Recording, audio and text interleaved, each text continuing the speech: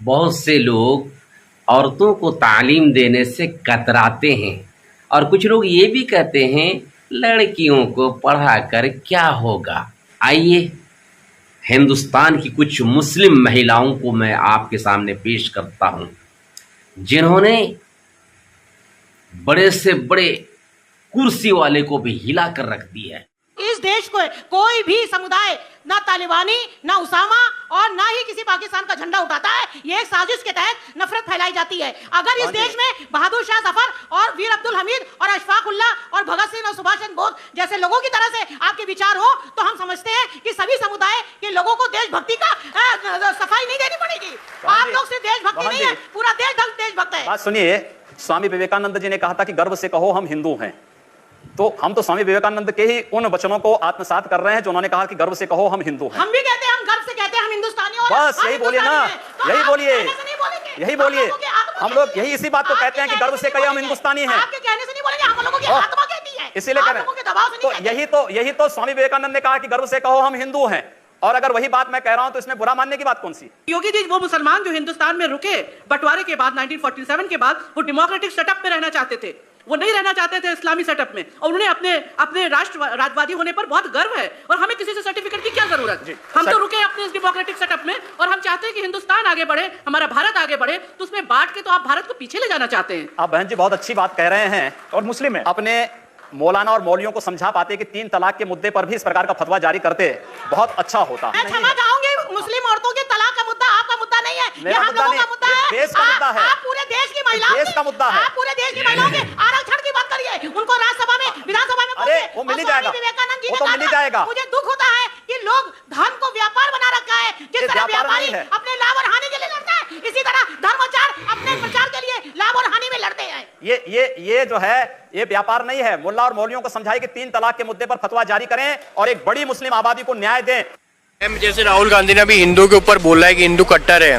कि हिंदू मतलब हिंसा हिंसा हिंसा, वो हिंदू धर्म को टारगेट कर रहे हैं। क्या आपको नहीं लगता कि वो पॉजिटिव राजनीति है कि नेगेटिव है? अब राहुल गांधी जी को पूरी नॉलेज है, लेकिन उनके जो पॉइंट्स को, कॉन्सेप्शंस को वो घुमाया जा रहा है, जो कि बहुत ज्यादा गलत है।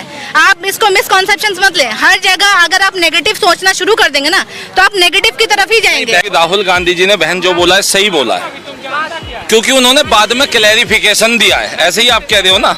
परंतु बहन जी इसमें एक तो ये तथ्य हो जाता है कि यदि मैं पहले आपको समाज में कुछ बोल दूं, बाद में मैं कुछ भी इस पर क्लैरिफिकेशन दूं, लोग बाग यही कहेंगे अरे जा मुंह बंद कर, तेरे को तो वो फलाना आदमी ऐसी बात बोल गया। बीजेपी के इतने सारे नेता जब जो है इतनी नेगेटिव बयानबाजी करते हैं, अनुराग ठाकुर जब कहते हैं गोली मारो सालों को, तब आप लोग खामोश रहते हैं। राहुल गांधी अगर कुछ कह रहे हैं उसको मिसकॉन्सेप्शन किया जा रहा है। या इजराइल में कर रही था जो वहाँ पे इंडिया है, ये हमारा इंडिया है, तो फिर जय भारत बोलो, जय भारत बोलो, भारत माता की जय बोलो। बिल्कुल मेरे कहने से बोलना पड़ेगा। क्यों नहीं बोलेंगे?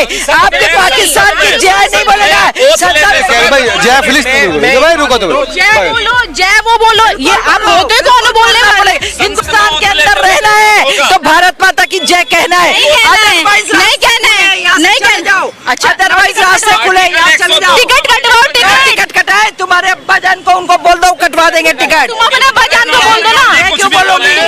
मैं क्यों बोलूंगी? तुम्हारी टिकट ऑलरेडी कट चुकी है। पकड़ेंगे ना, यहाँ पूरा एक हिंदू समाज, और मैं मतलब अकेली लड़की आप लोग को बहुत बुरी लग रही है। मुझे लड़की कोई नहीं बुरी लगती, लड़की चाहे मुस्लिम की हो और चाहे जो है क्रिश्चियन की हो, चाहे सिख की हो और चाहे जो है हमारे हिंदुओं की हो, लेकिन आप लोगों को बहुत बुरा लगता है। आप लोगों को आपके अल्फाज हैं, आप लोग यहाँ पे फिलिस्तीन बनाना चाह रहे हैं या कौन सी गल्फ कंट्री बनाना चाह रहे हैं, या आप क्या जो आपके जितने भी मुस्लिम उन कंट्री को बना करके, अरे हमारा हिंदुस्तान है, हमारा हिंदुस्तान हमारे अकेले के लिए छोड़ दो, हम हिंदुस्तानियों के लिए अकेला हिंदुस्तान छोड़ दो। हिंदुस्तान तुम लोग को दे तो दिया, हिंदुस्तान सबका है, सबका है हिंदुस्तान। हिंदुस्तान सबके ऊपर आरोप भी लगाते हैं। इनको सबको बोलो बच्चे कम पैदा करो, अच्छे से शिक्षा दो, समझे ना? कुरान मत पकड़ाओ, पत्थर मत पकड़ाओ, हाथ में जो है कंप्यूटर पकड़ाओ। क्या फॉर योर काइंड इन्फॉर्मेशन, मैं एक जज की तैयारी कर रही हूँ अभी, ठीक है? तो आप ये मत बताओ कि कौन क्या पढ़ रहा है। जब से मैं बाकी के लोगों को बोल रही हूँ, मैं जज की तैयारी भी कर रही हूँ, मैं एक काउंसलर भी हूँ। तो आप ये मत मुझे बताओ कि क्या करना है नहीं करना है, ठीक है, और कौन कितने बच्चे पैदा करें ये उनके ऊपर है, वो कौन कितना कर रहे हैं।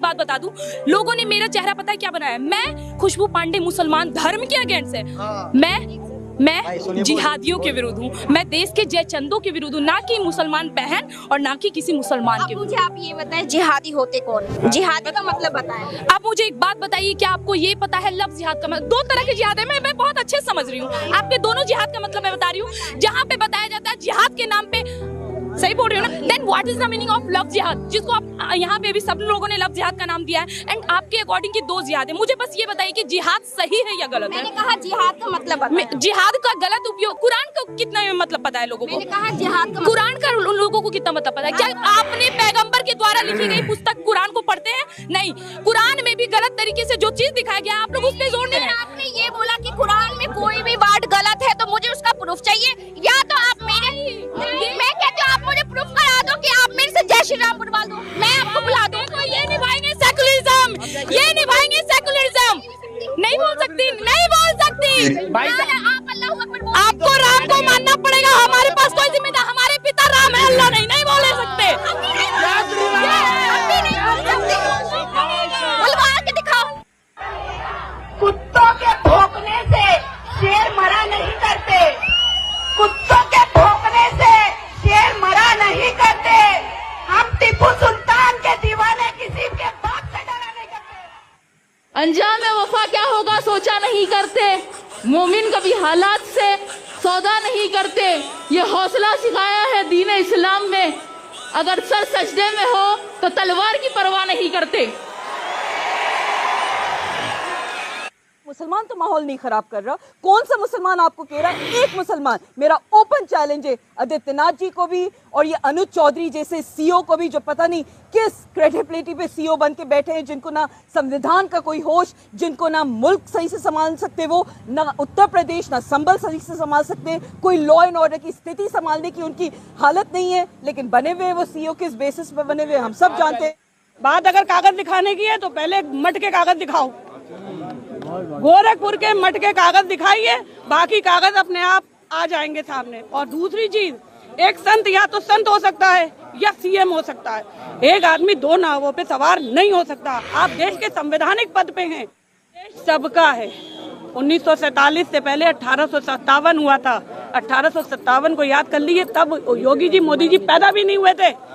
और 1857 में जब फर्रुखाबाद रोहिलखंड हर पेड़ पे एक आलिम की जनाजा लटका हुआ था फांसियों पे, वो वक्त अभी योगी जी ने नहीं देखा। मोदी जी महिलाओं को उसमें स्पेस देना चाहते हैं, वक्त हाँ, मोदी जी महिलाओं को स्पेस देना चाहते हैं, तभी कलकत्ता में रेप हो गया एक डॉक्टरनी का है, तभी वो कठुआ में नन्ही सी बच्ची का हुआ, तभी आपके हाथरस में बात करते हैं मोदी जी महिलाओं की। ये दाग दाग उजाला, ये शब गजीदा शहर, वो इंतजार था जिसका, ये वो शहर तो नहीं। लेकिन अगर इस सदन में बैठे हम सभी सदस्य ये ठान ले कि हमें संविधान के मूल्यों को लागू करना है और उसे लागू करने का प्रयास करें, तो वह सुबह जरूर आएगी जिसके लिए लाखों भारतवासियों ने अपने जानों की कुर्बानी दी। भगवा को भगवा क्यों कह रहे? वो ऑरेंज कलर है। अगर ऐसी ही बात है, तुम कलरों पे लड़ोगे, सेवलॉन लोग इस्तेमाल करते हैं, डिटॉल यूज करते हैं, डिटॉल से तुम सब अपने अगवाड़े पिछवाड़े धोते हो, तब तो भक्त मर जाते हैं। क्यों नहीं कहते भाई डिटॉल साबुन से अगवाड़ा पिछवाड़ा क्यों धोया? भाई भक्त नारंगी है, वो भगवा कलर है, तो भाई इसको बात मत करो, ऑरेंज पे बात करो, ऑरेंज पे बात करो। और दूसरी बात, अगर कहीं ना कहीं आहत हो रही है किसी की भावना, तो दीपिका पादुकोण क्या आपको ब्राह्मणी नजर नहीं आती? दूसरी बात, चलो शाहरुख खान की बीवी पंडिता नहीं है, शाहरुख खान की बीवी शाहरुख खान का गिरेबान क्यों नहीं पकड़ती? ओए खान, तू हमारे भक्त को, हमारे भगवा कलर को बदनाम कर रहा है क्या? गौरी छाबड़ा पठान नहीं है? तो कौन लोग हैं जिनकी भावनाएं आहत होती हैं? हर घर में तालीम का चिराग रोशन होना चाहिए और बच्चों को भी पढ़ाना चाहिए और बच्चियों को भी पढ़ाना चाहिए। बच्चियों के सिलसिले में, लड़कियों के सिलसिले में गलतफहमी में ना रहें। क्या हक बात लड़कियों को करना नहीं आता? वो नहीं कर पाती हैं, कैसे कर रही हैं? तो बच्चियां भी बातिल परस्त ताकतों के सामने मजबूत चट्टान बनकर के उनके ऐवानों में भूचाल ला सकती हैं, और ला रही हैं हमारी बच्चियां। इस वजह से उनके सिलसिले में गलतफहमी में ना रहें। लेकिन गुजारिश है, दीनी तालीम दे, ताकि वो अपनी इज़्ज़त को भी समझे, अपनी इस्मत को भी समझे, इस्लाम को भी समझे, वो अपने बारे में समझे कि वो क्या हैं। आज बहुत सारी हमारी मुस्लिम बहनों को देख करके दिल खुश हो रहा है और भीड़ भाड़ पर वो गालिब आ रही हैं, मुंह बंद कर रही हैं। सामने जो जवाब देता है उनके जवाब में गोबर की बू आती है, कचड़े की बदबू आती है, लेकिन हमारी बहन जो जवाब देती है, क्या कहने, जो जवाब होना चाहिए उसी तरह से। इस वजह से कभी भी लड़कियों को कमज़ोर ना समझें, लेकिन गुजारिश है दीनी तालीम के साथ साथ दुनियावी तालीम दें और उन्हें कानून की कुर्सियों पर बैठाएं। फिर देखिए दूसरा कैसे झुकता है